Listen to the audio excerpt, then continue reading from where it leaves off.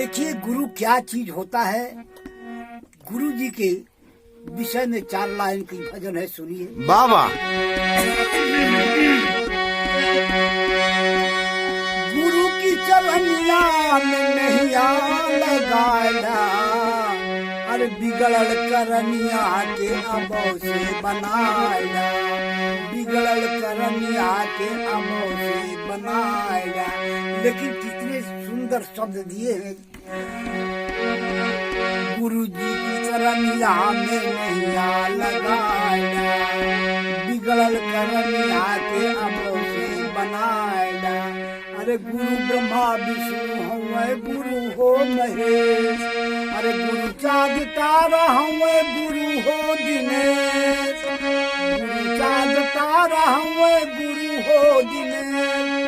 गुरु जी का दर्जा सबसे ऊपर कहाया, बिगड़ल करनिया के अबो से बनाया, बिगड़ल करनिया के अबो से बनाया, अबो से बनाया, बनाया, अबो से बनाला हो, अबो से बनाया, बिगड़ल करनिया के अबो से बनाया।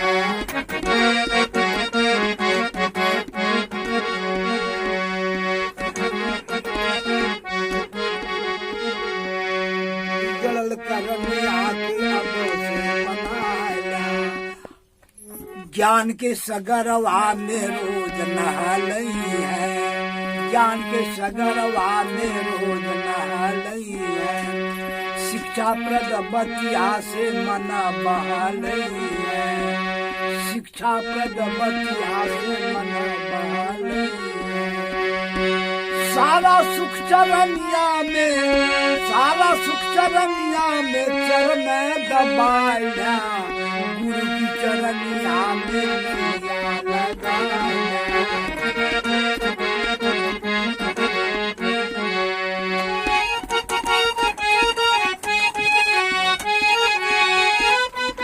नैया लगाला हो, नैया लगाला, नैया लगाला हो, नैया लगाला, गुरु की चरनिया में नैया लगाला।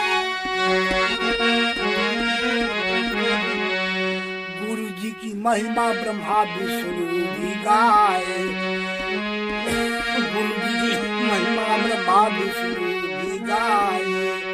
वेदवा पुराण हमें यही सिखलाए, वेदवा पुराण हमें यही सिखलाए।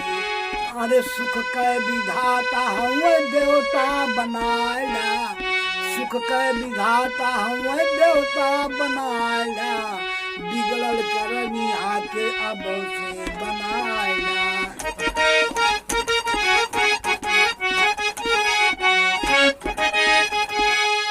अरे अबो से बनाला हो, अबो से बनाला, अबो से बनाला हो, अबो से बनाला, बिगड़ल करनिया अबो से बनाया।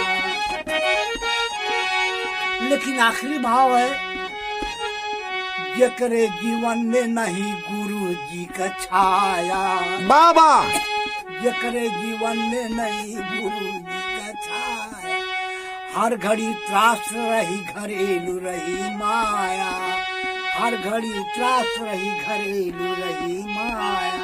अरे लल्लन मास्टर घूम घूम के, लल्लन मास्टर घूम घूम के सबके बताया, बिगड़ल करनिया के अबो से बनाया, बिगड़ल करनिया के अबो से बनाया।